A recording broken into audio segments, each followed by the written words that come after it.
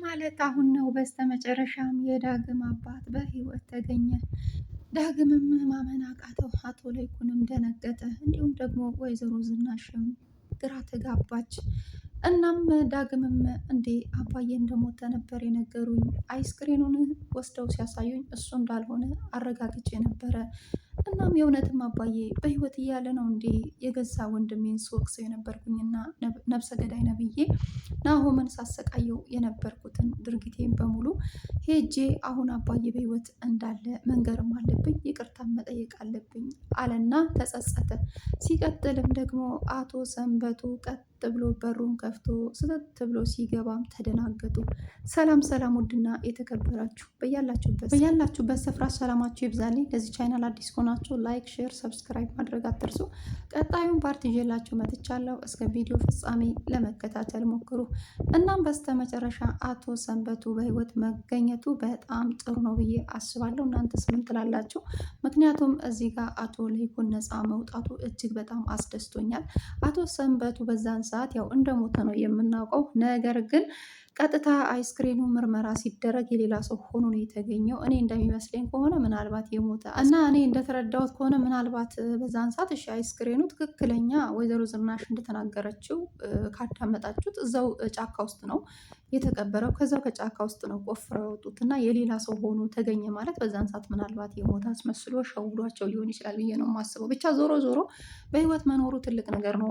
በአንደኛ ደረጃ አቶ ለይኩን ነፃ ስለወጣ ደስ ብሎኛል። ሲቀጥልም ደግሞ ቤተሰቡን በሰላም እንደሚኖሩ የኑሃሚ ያው ሰርጓን በጉጉት ስጠብቅ የነበረችው የኑሃሚም ሰርግና የናሆም ሰርግ በቅርቡ እንዲከናወን ደስ ይላል ማለት ነው። ምክንያቱም እዚህ ጋር አቶ ሰንበቱ በህይወት ከሌለ አቶ ለይኩን ደግሞ አጣብቂኝ ውስጥ ይገባል፣ በቁጥጥር ስር ይውላል ማለት ነው። ነገር ግን አቶ ሰንበቱ በህይወት ካለ ሁሉም ነገር ይስተካከላል። ከዚህ ከአጣብቂኝ ውስጥም አቶ ለይኩን ይወጣል ማለት ነው። ምክንያቱም እኔ ከሰው ደብቄ ብኖርም ከፈጣሪ የሚደበቅ ነገር አይደለም። ሲቀጥልም ደግሞ ከሰው ብሸሽም ህሊና የራሱ እየወቀሰኝ ነው።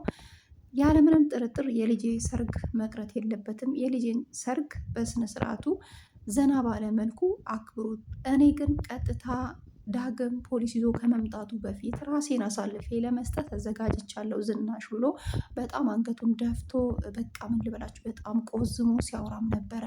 ከዛም ኤሚም አባዬማ መታሰር የለበትም የሆነ ነገር መላ እንፍጠር እያለችም ኤሚንም እንደውም ከተመለከታችሁ በጣም እጅግ በጣም ልቧ ተሰብሮ እያለቀሰች ነበረ። አባቴ መታሰር የለበትም የሆነ መፍትሄ እንፍጠር፣ የሆነ መላ እንፍጠር፣ አባዬ ከታሰረ ቶሎ አይፈታም ምክንያቱም ነብሰ ገዳይ ነህ በሚለው ብዙ ዓመታት ሊፈርዱበት ይችላል እያለችም ስታለቅስ ነበረ። ነገር ግን ዞሮ ዞሮ ነገሮችን ለማጣራት ፖሊሶቹም ያው ወደ ኋላ አላሉ። እያጣሩ ሳለ በስተመጨረሻም ከጫካ ውስጥ ነው አይስክሬኑ የተገኘው። ናና እስኪ ቼክ አድርግ የእውነትም አባት ነው ወይስ አይደለም ሲለው ሄዶ ቼክ ሲያደርግ አይደለም ጭራሽ ሬሳው በጭራሽ አይደለም ይሄ አባቴ አይደለም አለ ማለት ነው ዳግም። ከዛም በኋላ ቀጥታ ለኑሃሚ መጣና እኔ በጣም ናሆምን በድዬዋለሁ በሰዓቱ እንዳልኳችሁ ዳግም ለኑሃሚ ምን ብሎ ነው የነገራት? በሰዓቱ አባዬን የሚጠሉት እማዬና እንዲሁም ደግሞ ናሆም እንደሆኑ ነው የማውቀው። ስለዚህ ፖሊሱ ጠየቀኝ፣ አባትህን ከቤተሰቦቻችሁ ማን ማን ነው የሚጠላው? ምናልባት ከነዛ ውስጥ የምጠረጥረው ሰው ካለ ንገረኝ ሲለኝም ናሆም እና እንዲሁም ደግሞ እማዬ በጣም ነው የምትጠላው ብዬ ተናገርኩኝ። ታዲያ በዚህ እኮ ጥፋተኛ አይደለውም እያለ እንደውም ከኑሃሚ ጋር ሁላ ተጣልቷል። ራሱ ሊመታት ነበረ፣ ግን ያው በጣም ስለሚወዳት ስለሚያፈቅራት ከጎኔ አንቺ ብቻ ነሽ የምታስፈልጊኝ።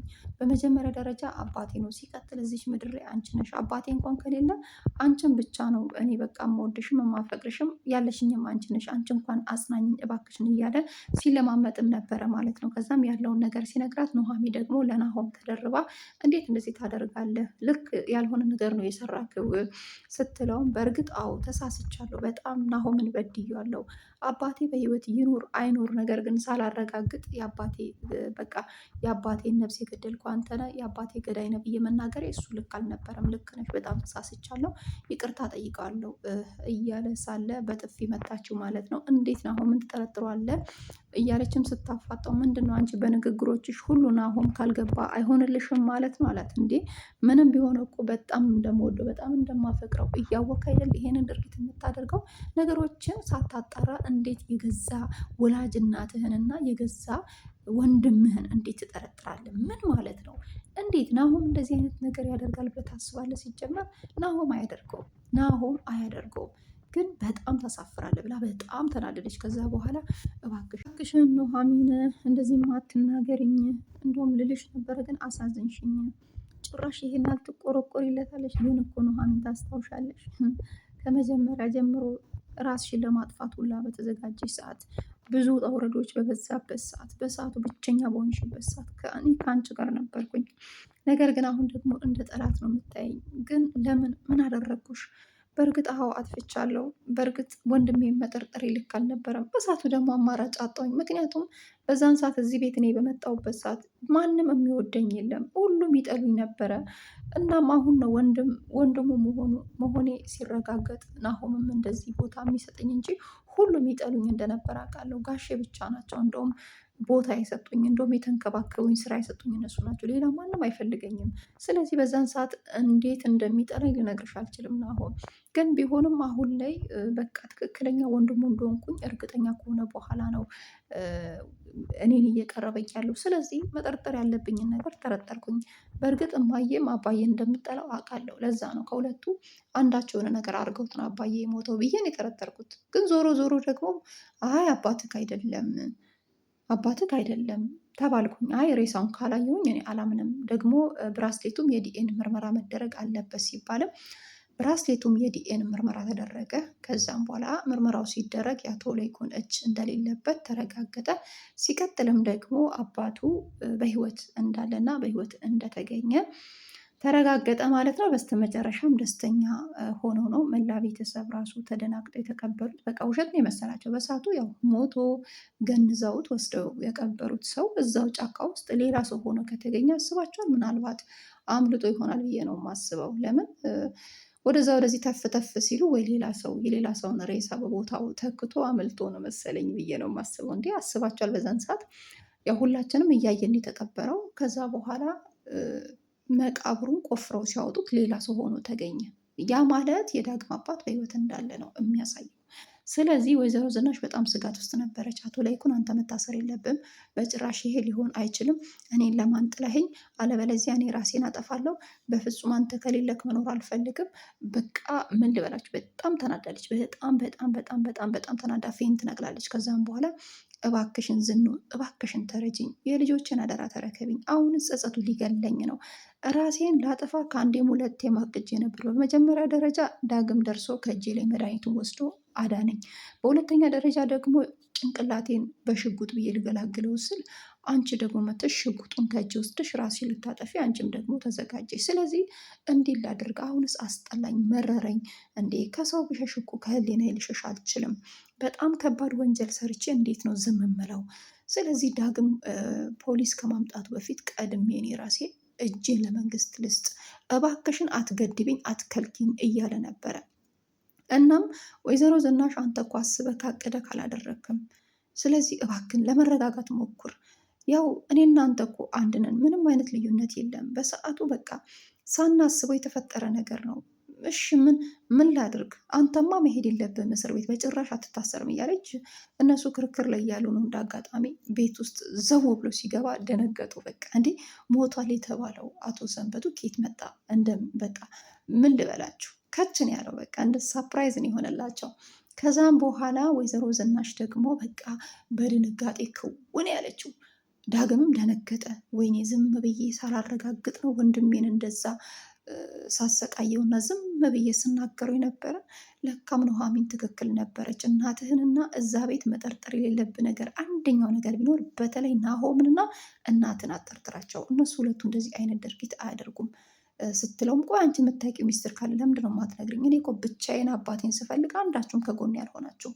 አሁንም ደግሞ ሳዝንም ብቻዬን ስቆዝምም ብቻዬን። እስኪ ቢያንስ እንኳን እስቲ ትንሽ እንኳን ለተወሰነ ጊዜ እንኳን አጽናኝኝ፣ ከጎኔ አትራቂ ሲላትም እንዴት አድርጌ ነው ማጽናና ከዚህ የበለጠ? ስለዚህ አንተ ጋር ራሱ ልንጠጋ ወይ ደግሞ አንተን ለማጽናናት ስንፈልግ ራሱ እኮ አንተ ራሱ መሻት አስጠጋህኝና እንዴ አንተ ራሱ እኮ ሰው የለኝም ትላለህ። እኛ ስንጠጋ እኛን ደግሞ በቃ በተለያየ መንገድ እኛን ለማሳዘን ትሞክራለህ። ስለዚህ እንዴት ነው የምናጽናናክ? ለማንኛውም እሺ ግን አለችው በተለይ ናሆምንና እናትህን የምጠረጥር ከሆነ ዳግም እኔ ነግሬሃለሁ፣ እናት እንደዚህ አይነት ነገር ጨክን አታደርግም። ሲቀጥልም ናሆም እንደዚህ አይነት ሰው አይደለም፣ በፍጹም ናሆምን በጭራሽ ስሙን እንዳታነሳ አለችው፣ አስጠነቀቀችው። ከዛ ዳግም ደግሞ ኑሐሚን ስለሚወዳት ስለ ናሆም ስታነሳ አይወድም። ምክንያቱም ያፈቅራታል፣ ብዙ መስዋዕት ከፍሏል፣ የራሱ ለማድረግ ጥሯል። እኔ እንዴት አድርጌ ነው ኑሐሚን የራሴ ማድረገው እያለ ነው አሁን ላይ። ለእናቱ ራሱ ምንድን ነው ያለው? በፊት አምራን እዚህ ቤት ስትመጣ ልክ እንደምትጠያት ልክ እንደምትጸየፍ ኑሐሚንም እንደዛው አድርጊያት፣ አምራንን እንዳሰቃየሻት ኑሐሚንም እንደዚህ አድርጊያት። ምንም በሆን እኮ እኔ ልጅሽ ነኝ፣ ከናሆም አልበልጥብሽም እንዴ ሲልም እንደዚህ አይነት አሳፋሪ ቃል ከአንተ አልጠብቅም። የሚያሳፍር ንግግር እንዳትናገር። ናሆም ማለት ልጄ ነው፣ አንተም ልጄ ነህ። እኔ እንደዚህ አይነት ነገር አልወድም። እባክህ ልጄ እኔ ናሆም ምን ያህል እንደምወደው እያወቅህ እንዴት እንደዚህ አይነት ንግግር ትናገራለህ? እኛ ከመጀመሪያም ጀምሮ ኑሐሚን የናሆም እንድትሆን በጣም ተመኝተን ነበረ።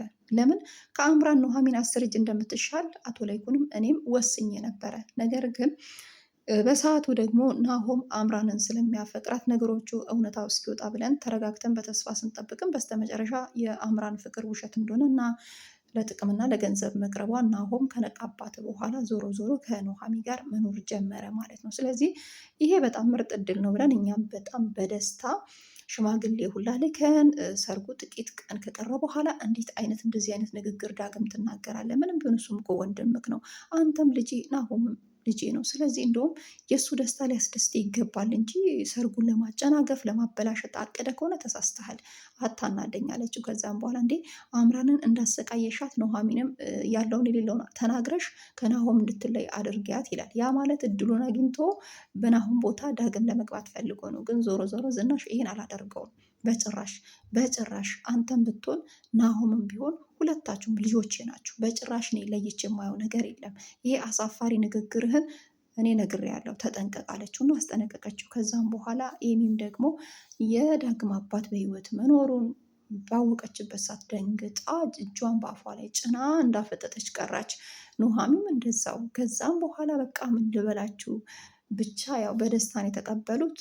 ያው አቶ ሰንበቱ በህይወት መኖሩ በተለይ ለአቶ ለይኩን የጠቀመው። ሲቀጥል ደግሞ አምራን ተብዬዋ በድጋሜ ከዚህ በፊት ኢዲት የተደረገ ቪዲዮ አለ አይደል በቴዲ እጅ። እናም ስልክ ደውላ እንዳለ እኮ ስልኬን ወስዶ እኮ አቶ ላይኩን አግቶኝ ለ2 ቀን ፎርማት አድርጎታል፣ ደልቶታል። ቪዲዮ የሚባል የለም። ስለዚህ ገንዘብ እከፍላለሁ፣ አንተ ጋር ያለ ቪዲዮ ካለ ወደዚህ ሼር አድርግልኝ ብላለች። ያ ማለት አቶ ላይኩን አቶ ሰንበቱን እንደገደለው የሚያስፈራራ ቪዲዮ በቴዲ እጅ አለ።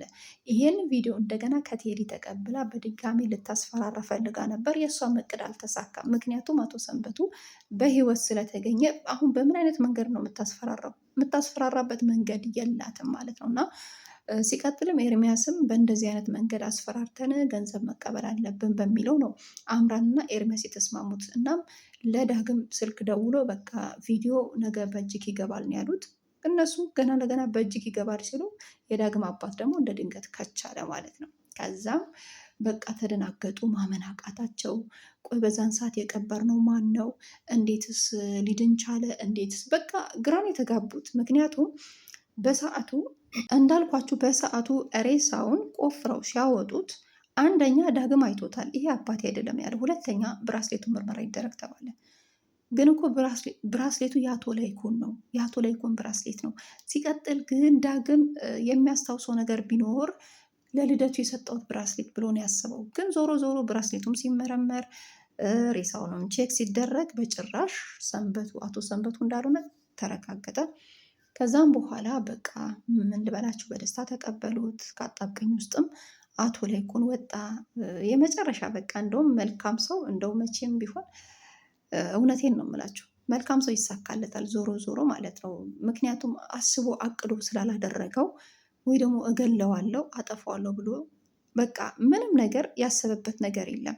በሳቱ ስሜታዊ ሆኖ ባደረገው ድርጊት በጣም ተጸጽቶ እንደውም ራሱን እስከ ማጥፋት ደረጃ ደርሷል ማለት ነው። እና በድርጊቱ እኮ አልካደም አቶ ላይኩን። እንደውም እኔ ከሰው ብሸሽ እኮ አንደኛ ከፈጣሪ መሸሽ አልችልም፣ ከህሊናዬ መሸሽ አልችልም፣ እንደውም ብታሰር ይሻለኛል ብሎ እኮ ወስኗል። በነገራችን ላይ ግን አስባችኋል? አንዳንድ ጊዜ በጣም መልካም ሰዎች፣ ለሰው የሚያስፈልጉ ሰዎች አጣብቂኝ ውስጥ ሲገቡ በጣም ነው እኔ የሚያሳዝኑኝ። በዚህ አጋጣሚ ይሄ ድራማ ይሁን እንጂ በገሃድም በጣም አንዳንድ መልካም ሰዎች አሉ፣ ከራሳቸው ይልቅ ለሌላ ሰው ልክ እንደ አቶ ላይኩን የሚኖሩ ማለት ነው። እንደዚህ አይነት ሰዎች የእውነት መሰቃየት፣ አጣብቂኝ ውስጥ መግባት የለባቸውም ብዬ ነው እንደኔ የማስበው ማለት ነው።